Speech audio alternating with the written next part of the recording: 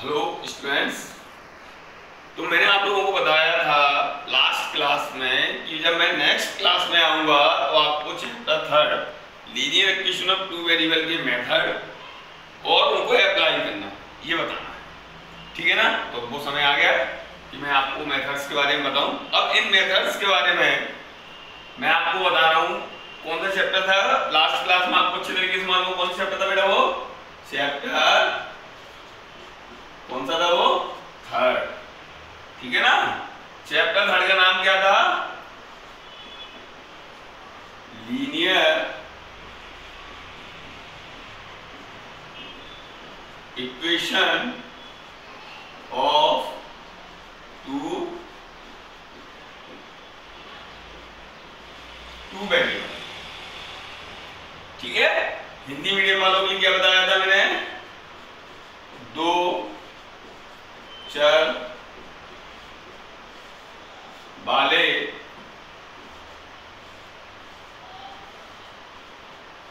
रैखिक समीकरण, दो चर वाले रैखिक समीकरण। अब इसको सॉल्व करने के बेटा जी जो आपके एनसीईआरटी बुक में है वो चार मेथड सॉल्व करने के। दो चर वाले रैखिक समीकरण को सॉल्व करने के कितने मेथड हैं? चार।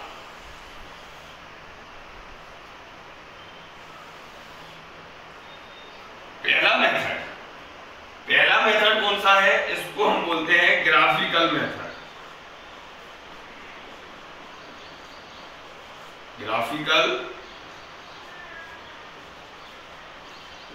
मेथड हिंदी में इसको क्या बोलते हैं? ग्राफीय विधि। ठीक है ना?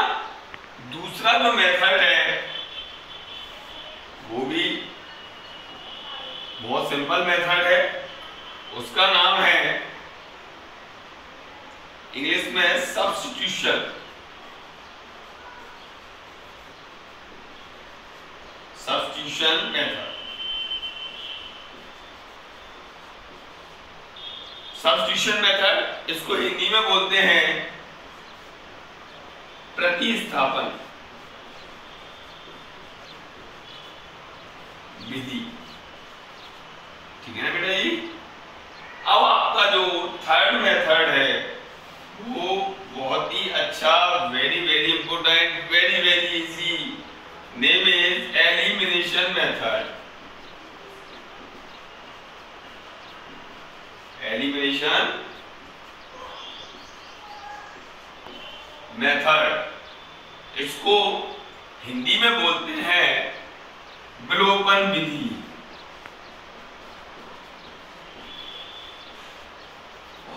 ठीक है ना बेटा जी?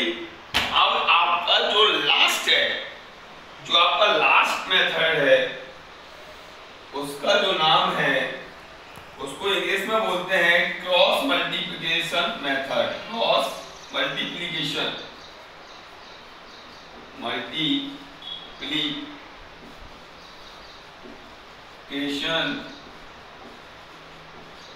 मेथड। और इसको जो है हम हिंदी में बोलते हैं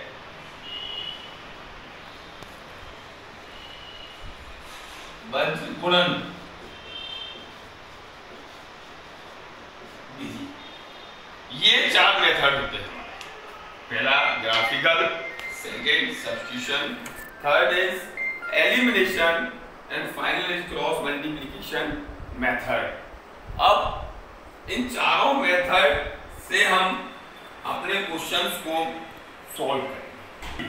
तो मैंने भी आप लोगों को चारों मेथड बताए, graphical method, substitution method, elimination method और क्रॉस मल्टीप्लिकेशन। ग्राफिकल ग्राफी विधि, प्रतिस्थापन विधि, विलोपन विधि और वज्रगुणन विधि। अब हम पहली विधि के बारे में पढ़ेंगे। पहली विधि क्या है हमारी? बहुत ही सिंपल है, ग्राफिकल मेथड।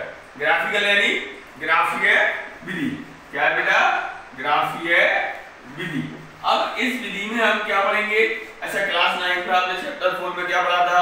आपका एक क्वेश्चन होता था एक दो चर वाला रैखिक समीकरण पढ़े थे उसमें हमने पढ़ा था कि एक जैसे कि हमने बहुत अच्छे तरीके से पढ़ा हुआ था। क्या पढ़ा हुआ था? जैसे हमारी इक्वेशन है, एक इक्वेशन है, उस इक्वेशन में हम x की वैल्यू को पुट करते थे और हमारे y का वैल्यू आता था और उससे हम ग्राफ पर प्रदर्शित करते थे। ग्राफ पे क्या करते थे, उसको रिप्रेजेंट करते थे। ग्राफ में रिप्रेजेंट करते थे तो ग्राफ पे जब रिप्रेजेंट करते एक इक्वेशन थी तो एक लाइन बनाते थे, ठीक है ना। अब इसमें कितनी इक्वेशन है, दो चर वाले रैखिक समीकरण है। जब दो चर वाले रैखिक समीकरण है तो इसमें हम क्या करने वाले हैं कि दो लाइनें बनेंगी। क्या बनेंगी, दो लाइनें। किसके ऊपर, ग्राफ के ऊपर। ग्राफ अच्छे तरीके से बनाना आता है, सभी लोगों को पढ़ते आ रहे हैं बहुत समय से। तो दो लाइनें बनेगी। अब मैं आपसे पूछता हूं, दो लाइनें ज्यादा से ज्यादा एक दूसरे के साथ क्या क्या कर सकती हैं। दो लाइनें ज्यादा से ज्यादा एक दूसरे के साथ क्या क्या कर सकती हैं। जैसे आप बोलोगे सर दो लाइनें, मैं आपको बता रहा हूं क्या क्या कर सकती हैं। पहले एक दूसरे को इस तरीके से काट सकती है। दो लाइनें क्या कर सकती है, एक दूसरे को एक जगह पर काट सकती है। ये काट दी। कभी आपने ऐसे देखा है, एक लाइन ये और दूसरी लाइन ऐसे आके और ऐसे चलेगी, फिर ये तीन लाइनें हो गई। दो जगह नहीं काट सकती, कितनी जगह काटेगी, एक जगह। दो लाइनें क्या कर सकती है, ज्यादा से ज्यादा एक दूसरे को काट सकती है। और क्या कर सकती है, एक दूसरे के समांतर हो सकती है, पैरेलल हो सकती है, ठीक है ना। एक दूसरे के पैरेलल हो सकती है। और तीसरी कंडीशन क्या होगी, एक दूसरे के ऊपर हो सकती है। एक दूसरे क्या हो सकती है, ऊपर, ठीक है ना। ये तीन कंडीशन बनती है। पहली कंडीशन एक जगह काटना, दूसरी कंडीशन एक दूसरे को कहीं पर भी नहीं काटना, और तीसरी कंडीशन एक दूसरे के ऊपर होना। इन अब आप बोलोगे सर तीनों कंडीशन क्यों बताई आपने हमें लाइनों की। देखिए ग्राफ के ऊपर जब इस तरीके से बनता है, जब हम ग्राफ ड्रॉ करेंगे, ग्राफ बनाएंगे, अगर इस तरीके से बनता है तो इसको हम बोलते हैं यूनिक सॉल्यूशन। क्या बोलते हैं इसको, यूनिक सॉल्यूशन। हिंदी में बोलते हैं अद्वितीय हल। इसका फॉर्मूला होता है a1/a2 इक्वल नहीं है किसके, b1/b2। अब आप बोलोगे सर ये जब हमारा आगे क्लासों में यूज होगा, आगे जब हम इस चैप्टर को पढ़ेंगे तो पक्का ही यूज होगा, 3.2 में यूज होना है। इसके बाद आपकी ये कंडीशन एक दूसरे के पैरेलल हो, जहां लाइनें एक दूसरे को कहीं भी नहीं काटेंगी, रेल के पटरी के तरीके से सीधी जा रही है। तो जब लाइनें एक दूसरे को नहीं काटती हैं तो इसको हम बोलते हैं नो सॉल्यूशन। क्या बोलते हैं इसको हम बेटा, नो सॉल्यूशन।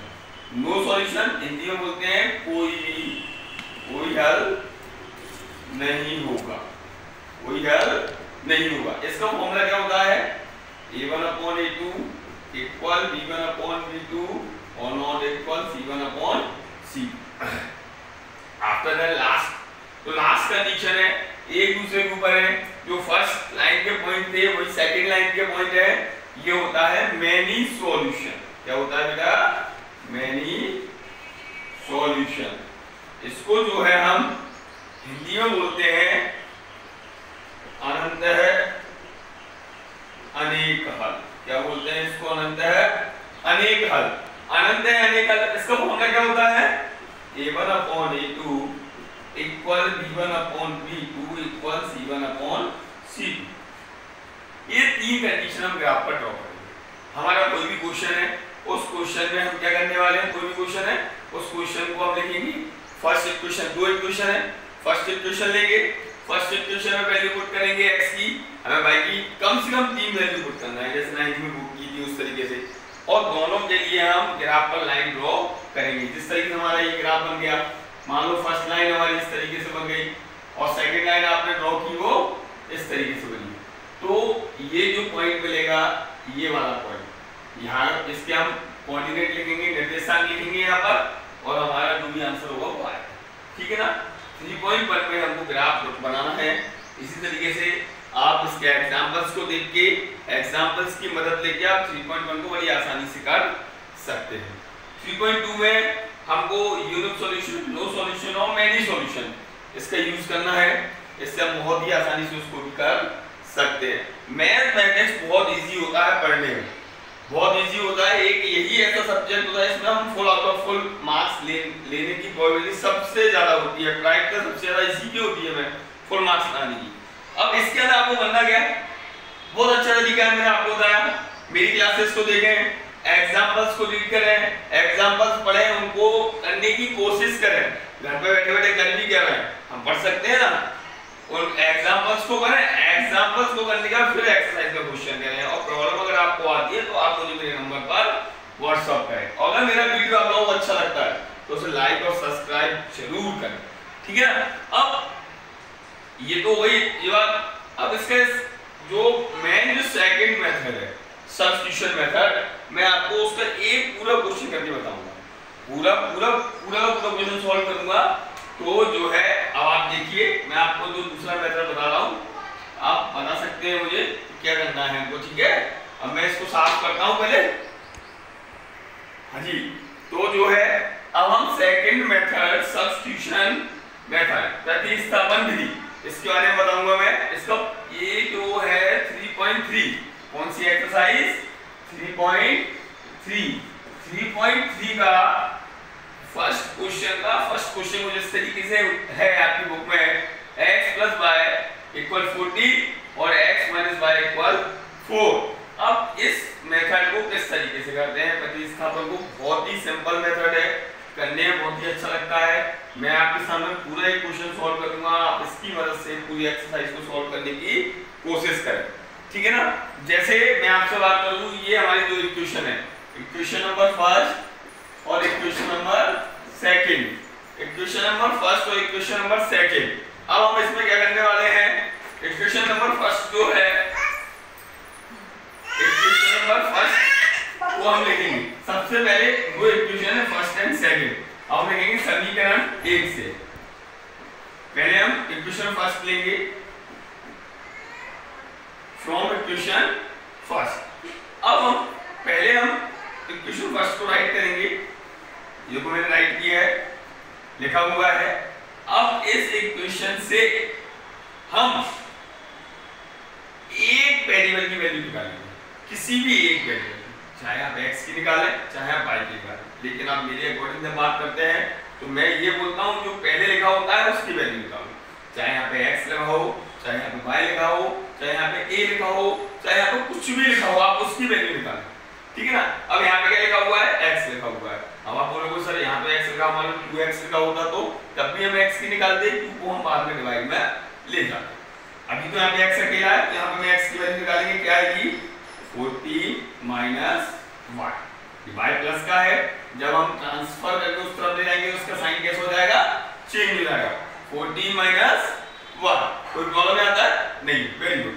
अब ये वैल्यू जो हमने निकाली, अभी आपने मैंने बोला था मान लो यार 2x होता तो 2 कम पहुंच जाता, इसके डिवाइड में पहुंच जाता, लेकिन अभी तो नहीं है हमारे पास, नहीं है, अभी तो x है।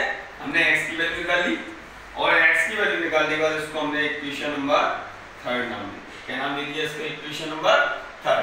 अब हम क्या करेंगे, जो हमने x की वैल्यू को निकाला है, कहां से निकाला था, फर्स्ट से।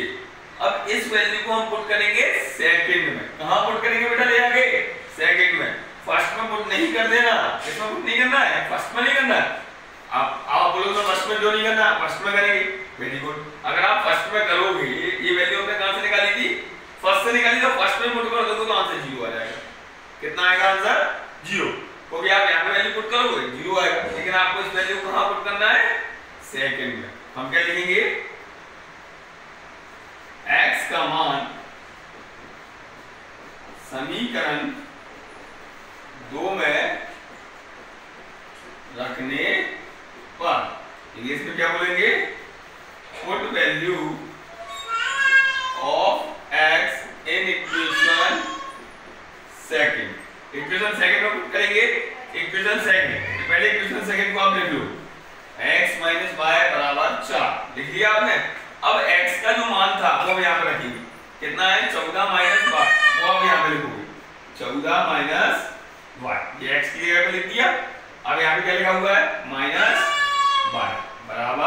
4, कोई प्रॉब्लम नहीं आता नहीं, वेरी गुड। अब यहाँ पे क्या आएगा, 14 - y और -y बेटा दोनों माइनस के प्लस हो जाएंगे, -2y और बराबर 4। अब ये माइनस का कितना है 2y और ये कितना है 4, 14 हो जाएगा, किसका हो जाएगा माइनस का, ये -2y 14 में से 4 जाएगा कितना आएगा -10। अब यहाँ पर y की वैल्यू निकालेंगे -10, जो -2 मल्टीप्लाई में किसमें आ जाएगा बेटा डिवाइड कर, माइनस से माइनस कट और 2 से कितने आए 5 टाइम, y की वैल्यू कितनी आ गई बेटा जी 5। ये हमारा किसका मान आ गया बेटा y। कोई प्रॉब्लम है अंदर नहीं, मेरी समस्या तो नहीं हुई, उसके बाद प्रॉब्लम है तो आप मुझे मेरे नंबर पर व्हाट्सएप करें। y का मान 5 आ गया। अब हम y का मान हम देखेंगे, y का मान समीकरण 3 में कितना रखेंगे बेटा 3 में। जब हम समीकरण 3 में रखेंगे कौन value of y in equation third, equation third में रखेंगे यहाँ पर, तो x बराबर इक्वेशन थर्ड क्या थी 14 माइनस y, तो यहाँ पे लिखेंगे अब, तो 14 माइनस y का मान कितना बेटा जी 5 है, तो यहाँ पे x का मान कितना आएगा बेटा 14 में 5 जाएंगे तो 9। ये हमारे x और y के मान आ गए, ये हमारा आंसर है सर। ठीक है बेटा जी, इस तरीके से आपको क्वेश्चंस करना है। ठीक है, अब आप करना क्वेश्चन, कोई प्रॉब्लम आप मुझे बता सकते हैं। अब नेक्स्ट वीडियो में आपको थर्ड मेथड बताऊंगा। ओके बेटा, बाय।